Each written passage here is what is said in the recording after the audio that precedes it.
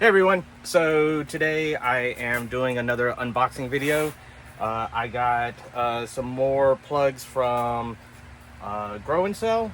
This time I had ordered them through Ball Seed. They are a nursery broker, and I got same company as before, but just a different broker. They were having a collection sale, 6 different varieties of eucalyptus, and let's open it up. As you can see, this one did look like it kind of got damaged a little bit. So hopefully, fingers crossed, that nothing's wrong.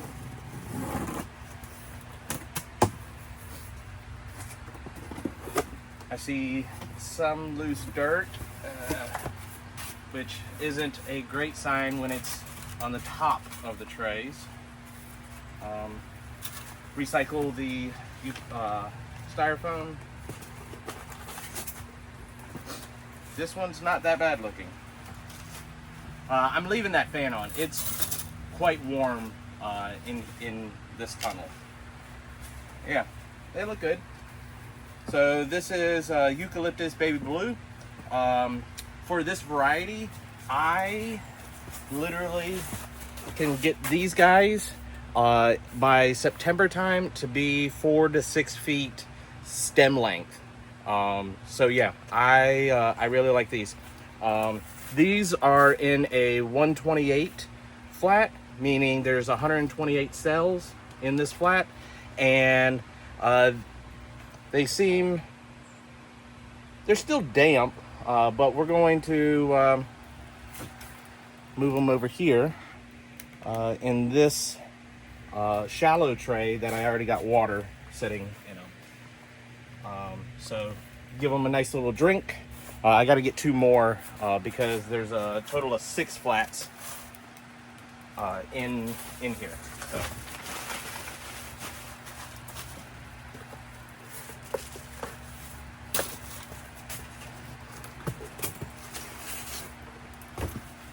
Another flat, looks pretty good. So this one is Silver Mountain Gum. So it looks very similar to Baby Blue, but I believe that the leaves are actually more oblong shape than more circle shape with the other variety. So yeah, they look pretty good.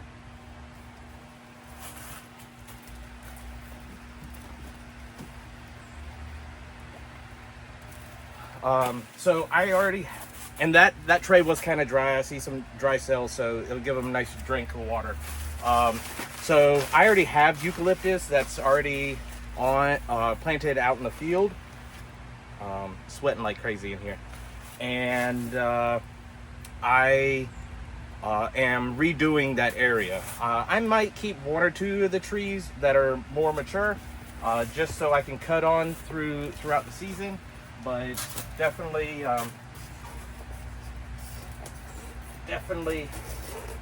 redoing the eucalyptus.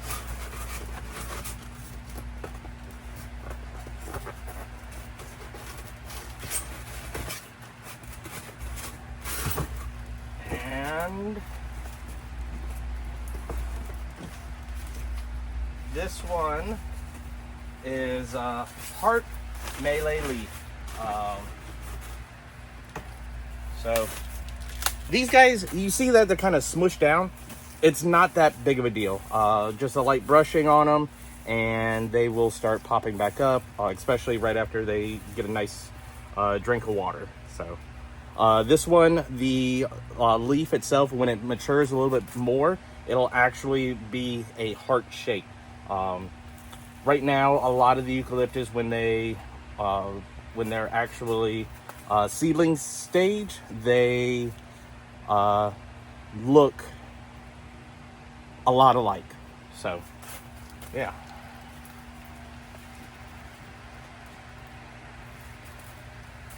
All right, so we got that one box. I'm gonna take all this styrofoam and put it in this box real quick.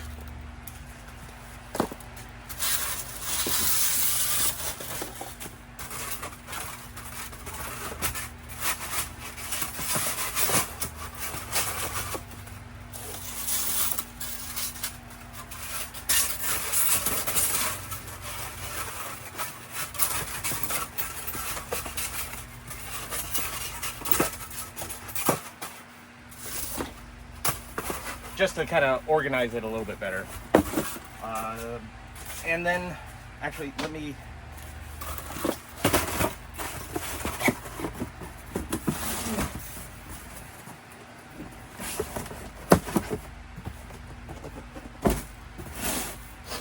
There we go.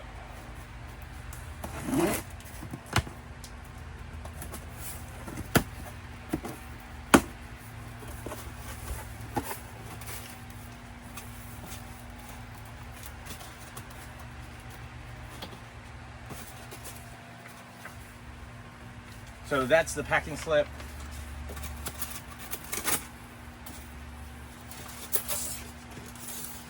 Let's see.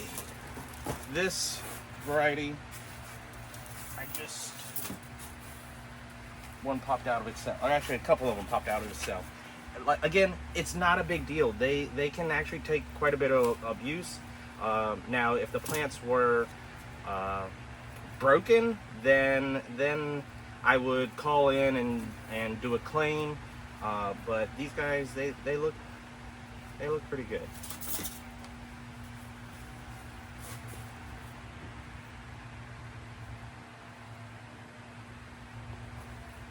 So I'm just taking these plugs and just dropping them right back into a cell, tamping them down a little bit.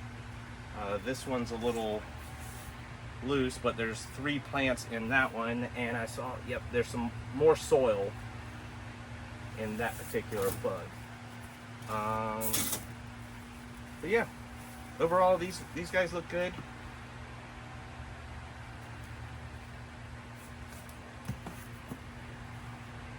Couple of them missing, which oh, there it is.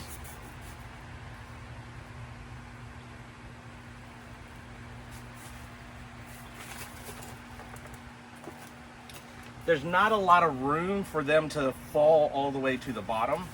Let's see, this variety is Eucalyptus Silver Dollar. Hold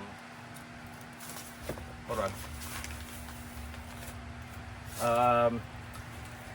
Very similar to Baby Blue, but this one should be a lot larger leaf size. So yeah.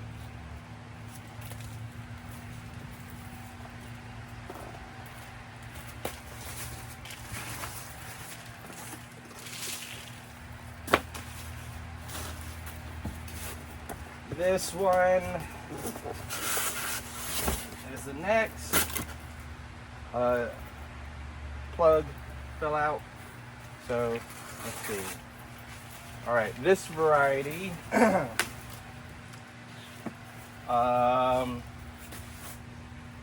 Milano Phyllolia. I believe also known as willow eucalyptus. And I will show you why here in a sec. There we go.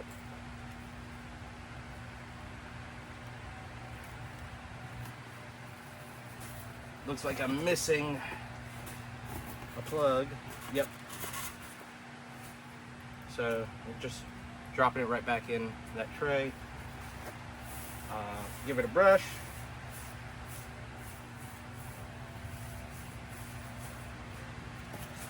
Not much of a smell on these guys.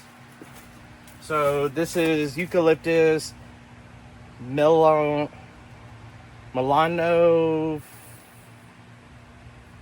Phyllolia. And I believe, like I said, I think this one is called willow. Just because if you look at the leaves, it's a little bit more willow shaped. So yeah, I thought that was pretty cool.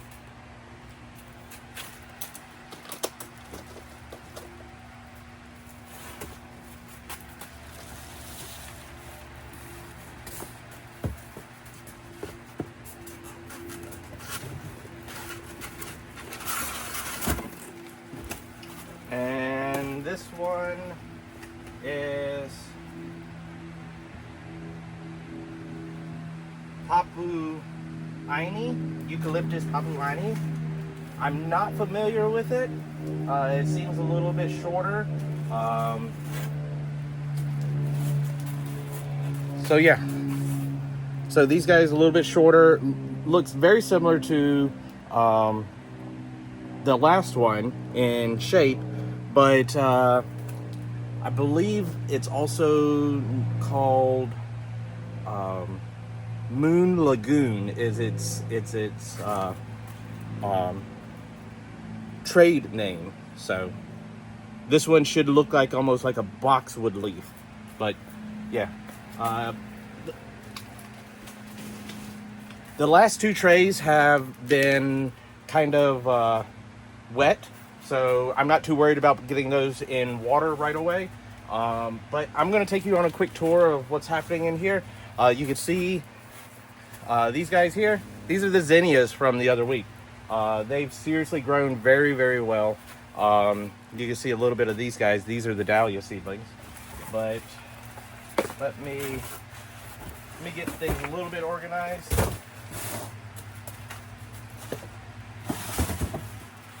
So we can kind of walk around. But yeah, so let me tighten you up a little bit. All right, so we got the zinnia seeds, our seedlings over there. They've done very well.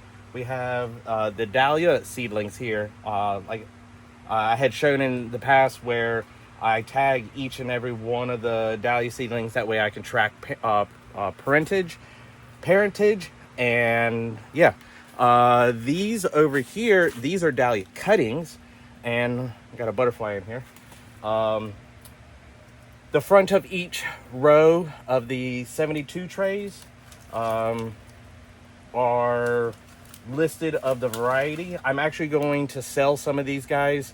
I don't know if I will put them online. I do have a small plant sale to go to tomorrow, and I'll probably carry these guys, some of these, along with me to sell at the plant sale. Maybe people are interested. I'm not really sure, but definitely possibly help little extra cash, especially this time of year when it's a lot of input going into the farm versus what the farm is making. But we got all the way over here. And another little thing that I kind of did different, I don't know if I had mentioned. So this has a tag on it. So it says B right there. B meaning that these varieties were from my B cutting bed. I have all the way A through H. So yeah, the A through H cutting beds, this kind of will help me organize a little bit better. So when I'm ready to plant these cuttings out, I can say, okay, I'm going to plant David Howard. And I know David Howard is in or from cutting bed B. Here's a B, that's a B, that's a B. So all of those, I just look for David Howard in those four. I used to not do that, and it would take me so much time looking at every single tray of cuttings that I've done and trying to find that one variety. And it always happens that I always leave out like a strip because I've overlooked it. But yeah, so let's see. Trying not to destroy anything while I'm in here. That's trash over there. That's old chrysanthemums flats. I have done cuttings on those guys. Here are the eucalyptus that we just did. That's a trash one too. I got to get 2 more bottom trays for the this particular tray and that tray there. But yeah, let's come on through. And it is quite warm today. I think it's 90 degrees. But we are now in the bigger tunnel, and I know that I've already shown you photos or videos of this, and I think you'll be amazed of what has actually happened. These are the sweet peas. They are literally pushing 5 feet tall in just a week or two. And they are doing great. Then we have, got caught up on some netting. We have the poppies. These are Iceland poppies, and I harvest them every single day. But lo and behold, every single day, even the ones that I thought were ready, even more are ready. But just kind of go through. I even harvested sweet peas this morning, and these are creating probably, let's see, that's probably pushing a 20-inch stem on sweet peas, which is awesome. Same for these guys here. And you always kind of want to open them or cut them when they are about 3/4 of the way blooming. So this one I would cut. Been moving these clips further up to help support the vine. I don't know if it's actually any better that I have grown them as a cordon style, because looking at ones that I just did not grow a single stem of, they're pushing stems just as long as these guys. Now, what I have noticed is, we're gonna go through here, watering system, that's the hose. Oh, that might help some of y'all. I have a steel cable that runs the length of my high tunnel, and on top of that I have a piece of PVC with a pulley that's attached to it, and a muffler clamp, I think that's what they're called, and that pulley runs on that steel cable, and the hose is also looped over top of that PVC. And then I use a EMT conduit strap to strap the hose to that PVC to prevent it from kinking and to hold it in place. And I can just pull that hose all the way down, and it's not dragging across plants. So now, that being said, in here, again, I cut these this morning and more have bloomed. Probably do an evening cut again. But all right, so these guys here I've also done as a cordon style, growing one single stem or vine per plant. And this variety I've grown in the past, and it hasn't really done the greatest. If I don't, or that it hasn't done the greatest in stem length. It has always produced, but definitely a little bit shorter. So these guys are probably like 8 inches, 8 to 10. But in the past, I used to get like 6 to 7 inches on the stem length. So these guys definitely have done a lot better. Excuse me.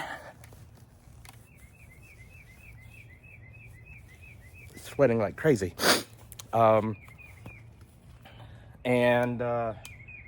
These guys have definitely done a lot better since I've been growing them as a cordon style. Let's see. So you can see some vines down here that have tipped over. We are going to fix that real quick. Sorry. Getting on 20 minutes video, which is a lot longer than most of my videos, but it's all right. Give me a sec.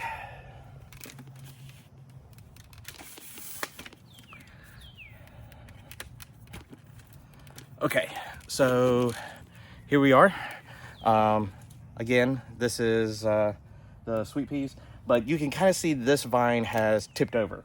So I need to raise this vine up and mount it to the netting here, because what happens is I get a stem that's crooked. That's not sellable for me. So we are taking these vines and clipping them back onto the netting at a higher point. See, we'll go here, and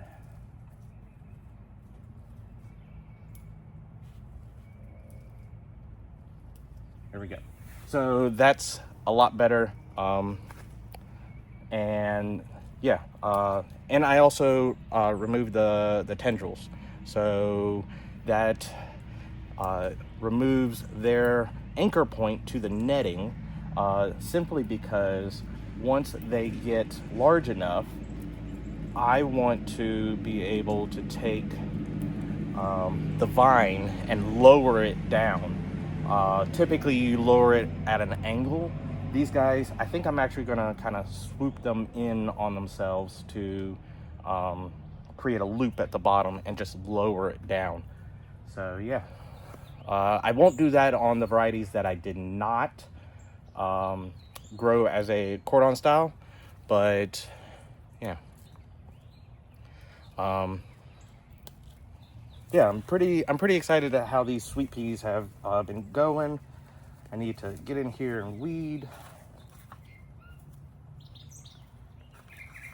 Yeah, what the heck? It's already 21 inches long.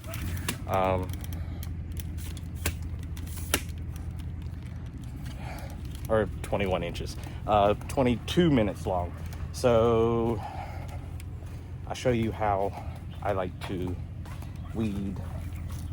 All right, so I have made this. It is called a wire hoe.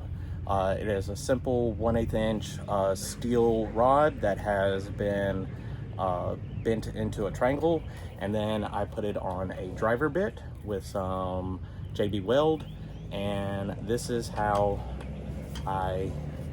this is what I use to weed. So I did that side. Maybe we can. Nope.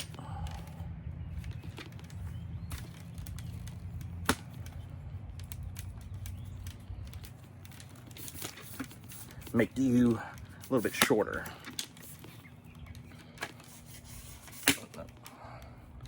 Give me a sec.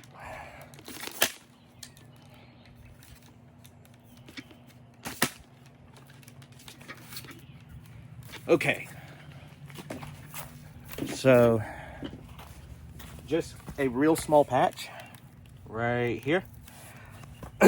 All of this right here is lamb's quarter, and if it's not dealt with, that looks like an ant or mouse hole. If it's not dealt with, it can get pretty big, and basically all I do is just take the wire hoe and it severs off the plant with the root, and I can get underneath of the drip tape. And you always want to do this on a sunny day, that way whatever comes up, the roots dry out and they die pretty quickly. I am probably going to make another one, but more of a handheld one, because this is what happens. Lysianthus, I don't know if I uploaded that video or not, but it looks like carpet. But this is a plant. That's a plant. That's a plant. And what I need to do is get in here and with a handheld wire hoe and remove what's growing.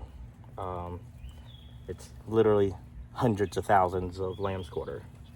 I did read that I could have used preen, which is a pre-emergent that will kill lamb's quarters, but it doesn't kill the Lysianthus, because the Lysianthus already has a good size root system growing. But yeah, most likely I need to make a handheld one and get in here. Probably have to do that next week though. And by that time they could certainly be much taller, and I just hand pluck them. And I typically do like chop and drop. So